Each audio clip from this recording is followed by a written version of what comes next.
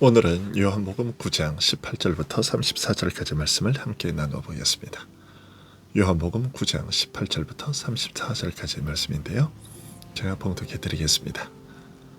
유대인들이 그가 맹인으로 있다가 보게 된 것을 믿지 아니하고 그 부모를 불러 묻되 이는 너희 말에 맹인으로 났다 하는 너희 아들이냐? 그러면 지금은 어떻게 해서 보느냐? 그 부모가 대답하여 이르되 이 사람이 우리 아들인 것과 맹인으로 난 것을 아나이다. 그러나 지금 어떻게 해서 보는지 또는 누가 그 눈을 뜨게 하였는지 우리는 알지 못하나이다. 그에게 물어보소서. 그가 장성하였으니 자기 일을 말하리이다.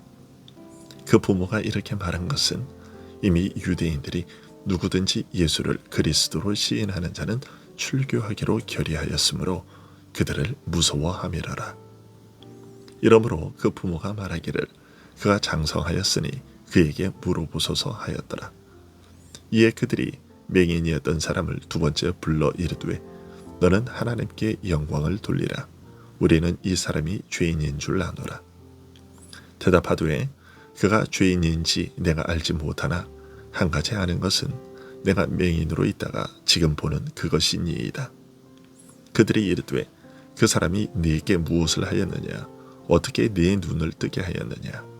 대답하되 내가 이미 일렀어도 듣지 아니하고 어찌하여 다시 듣고자 하나이까? 당신들도 그의 제자가 되려 하나이까?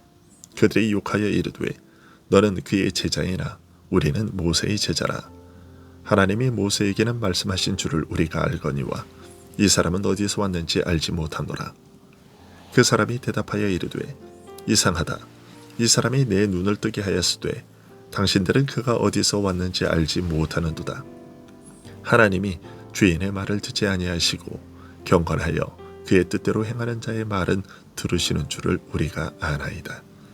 창세 이후로 맹인으로 난 자의 눈을 뜨게 하였다 함을 듣지 못하였으니 이 사람이 하나님께로부터 오지 아니하였으면 아무 일도 할 수 없으리이다.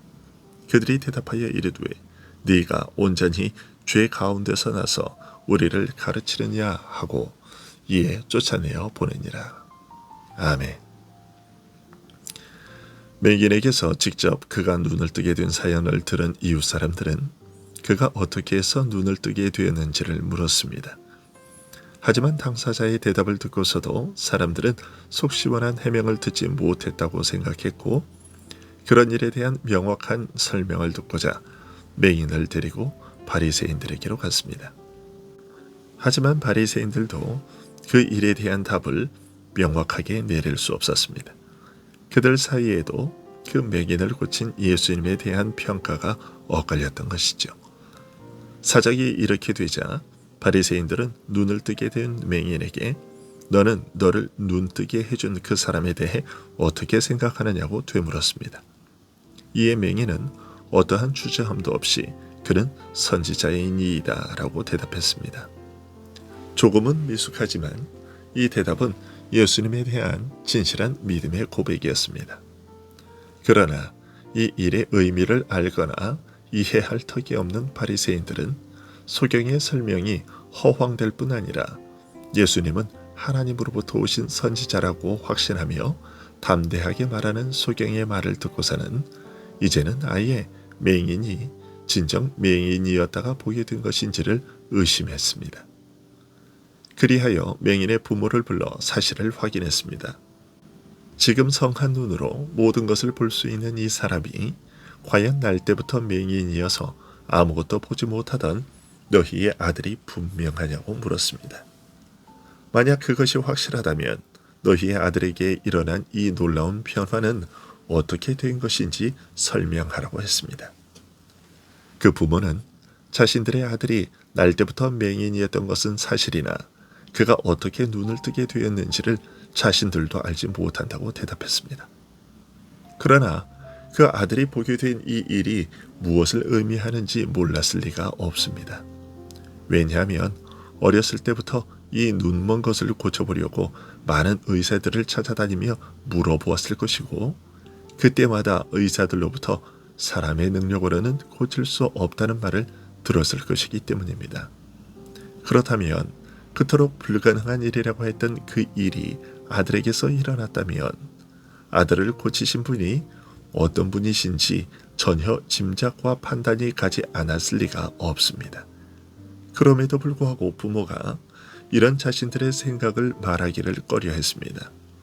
그 이유에 대해 사도 요한은 그 부모가 이렇게 말한 것은 이미 유대인들이 누구든지 예수를 그리스도로 시인하는 자는 출교하기로 결의하였으므로 그들을 무서워함이라고 알려주고 있습니다. 즉 예수님을 그리스도로 믿는 자들을 유대인 사회에서 끊어내는 극단적인 처방으로 예수님의 영향으로부터 백성들을 차단하려 했기 때문이라는 것입니다. 바리새인들은 여기서 그치지 않았습니다. 그들은 이미 결론을 내려놓고서 그 결론을 억지로 끄집어내기 위해 재차 맹인을 불러 신문했습니다. 너는 하나님께 영광을 돌리라. 우리는 이 사람이 죄인인 줄 아노라 라고 말했습니다. 바리새인들의 이 말은 앞뒤가 전혀 맞지 않는 말이었습니다. 너는 영광을 하나님께 돌리라 라고 하는 말은 맹인에게서 일어난 일이 하나님의 능력으로 된 일이라는 것 아니겠습니까? 그러면서도 그 하나님의 일을 행한 예수님을 가리켜서는 죄인인 줄 아노라 라고 말했습니다. 즉 하나님의 일을 행한 예수님은 하나님으로부터 보냄을 받은 분이 아니며 오히려 하나님을 거슬러 반역하는 자라고 말한 것인데 어떻게 하나님을 거역하는 죄인을 통해 하나님의 구원을 이룰 수 있으며 하나님께서 친히 역사하셨다고 말할 수 있겠습니까? 이런 말도 안 되는 기가 막힌 요구에 맹인은 조용히 이렇게 대답했습니다. 그가 죄인인지 내가 알지 못하나 한 가지 아는 것은 내가 맹인으로 있다가 지금 보는 그것이니이다. 즉 바리새인들 당신들이 무슨 근거로 그 예수라는 분을 죄인이라고 하는지 모르겠지만 나 자신도 부인할 수 없는 한 가지 분명한 사실은 내 육신의 눈이 보게 된 것만 아니라 내가 마음으로 보고 알게 된 것, 내가 믿게 된 것을 나는 결코 부인할 수 없다는 것이었습니다. 하지만 바리새인들은 맹인의 이런 대답을 듣고 못마땅하게 여기며 재차 맹인이 눈을 뜨게 된 경위에 대해 말하라고 다그쳤습니다. 자신들이 납득할 수 있는 설명을 제시해보라는 것이었습니다. 그 요구의 바탕에는 만일 네가 우리를 납득시키지 못하면 네가 틀린 것이다 라는 뜻이 깔려 있었습니다. 이에 맹인은 다시 대답하기를 내가 이미 일렀어도 듣지 아니하고 어찌하여 다시 듣고자 하나이까? 당신들도 그의 제자가 되려 하나이까? 라고 물었습니다. 이 대답을 하는 맹인의 솔직한 심정은 이런 것이었습니다. 나는 이미 있는 사실대로 다 설명했고 사람들은 당신네 바리새인들이라면 내가 겪은 이 일에 대한 판단을 제대로 할 수 있을 것이라 여기고 나를 당신들에게로 데리고 왔다. 그렇다면 이제 당신들이 판단을 내려야 할 차례이고 내가 겪은 일에 대하여 내가 미처 알지 못하고 설명하지 못한 것이 있다면 당신들이 해야 할 것이 아닌가. 당신들이 설명하지 못한다면 솔직하게 모른다고 할 것이지 당신들이 모르는 것을 나에게 물으면서 왜 앞뒤가 맞지 않는 억지 주장을 받아들이라고 나에게 강요하는 것인가. 소경의 말 속에는 이러한 책망과 질책의 뜻이 담겨 있었고 그러한 소경의 심정이 조금은 엉뚱한 말로 튀어나왔습니다. 당신들도 그의 제자가 되려 하는가 라는 것이었습니다. 아무것도 모르면서 이렇다 저렇다 판단하려 하지 말고 정말 알고 싶다면 예수님께 가서 배워보시라는 짜증과 조롱이 섞인 대답이었습니다. 소경의 말에 모욕감을 느낀 탓인지 바리새인들은 자제력을 잃고 욕설을 퍼부으며 말했습니다. 너는 그의 제자이나 우리는 모세의 제자라. 하나님이 모세에게는 말씀하신 줄을 우리가 알거니와 이 사람은 어디서 왔는지 알지 못하노라 라고 했습니다. 예수님과 모세는 서로 무관할 뿐 아니라 서로 함께 할 수 없는 것으로 말했습니다.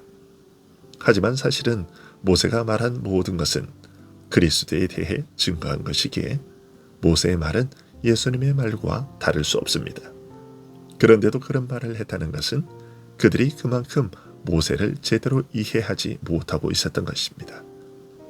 모세를 신봉하고 있으면서도 모세가 무엇을 말하고 가르치고 증거했는지를 제대로 모르고 있었던 것이죠. 그들이 모세의 말이라고 이해한 내용은 모세가 한 말의 참뜻과는 거리가 멀었던 것입니다. 그런데 예수님을 인정하면 모세를 부인할 수밖에 없다는 결론으로 몰아가던 중 그들은 엉겹결에 중요한 실수를 저질렀습니다. 이 사람은 어디서 왔는지 알지 못하노라 라고 말한 것입니다. 즉 엉겁결에 자신들의 무지를 드러내고 만 것이죠. 그들의 말대로 저들은 예수님을 모르는 자들이었습니다. 이렇게 자신들도 모르는 사이에 무지를 드러내고 만 바리새인들에게 맹인은 이렇게 대답했습니다. 이상하다. 이 사람이 내 눈을 뜨게 하였으되 당신들은 그가 어디서 왔는지 알지 못하는도다. 하나님이 주인의 말을 듣지 아니하시고 경건하여 그의 뜻대로 행하는 자의 말은 들으시는 줄을 우리가 아나이다.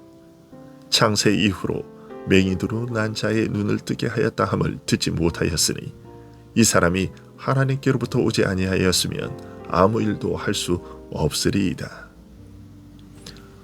어떻게 내가 겪은 일을 보면서도 예수라는 분이 어디서 온지 모르겠다고 말할 수 있느냐? 하나님께서는 죄인의 기도는 듣지 않으시고 경건하여 그의 뜻대로 행하는 자의 기도는 들으신다는 것을 우리 이스라엘 사람들이라면 모르는 사람이 누가 있습니까? 그것이야말로 당신네들이 늘 말하고 가르치던 내용이 아닙니까? 그렇다면 내 눈이 이렇게 떠진 것은 하나님께서 그 예수라는 분의 기도를 들으셨기 때문인 것이고, 그렇다면 예수라는 그분은 경건한 분, 하나님께로부터 보냄을 받은 자라는 사실이 명백하지 않습니까? 그런데 당신들은 어찌하여 그분이 어디서 왔는지 모른다고 하는 것입니까? 자기의 의의를 그토록 내세우는 당신들이 이 사실을 가장 먼저 인정하고 이해하여 우리들에게 가르쳤어야 하는 것 아닙니까? 라고 말한 것이었습니다. 그러나 바리새인들은 맹인의 이러한 뼈아픈 충고를 받아들이지 않고 자존심이 상하여 네가 온전히 죄 가운데서 나서 우리를 가르치느냐라고 하면서 맹인을 쫓아내버렸습니다. 이러한 그들의 결정은 22절의 설명처럼 그들이 예수님을 믿는 자들을 유대교회에서 쫓아내기로 이미 결정했기 때문이었습니다. 즉 바리새인들은 맹인을 하나님의 백성이라 불리는 이스라엘 밖으로 내쫓아버린 것, 이스라엘 사람이 아니라며 내쫓은 것이었습니다. 하지만 하나님의 백성의 무리에서 쫓겨난 것은 맹인이 아니라 바리새인들 그들이었던 것입니다. 기도하겠습니다.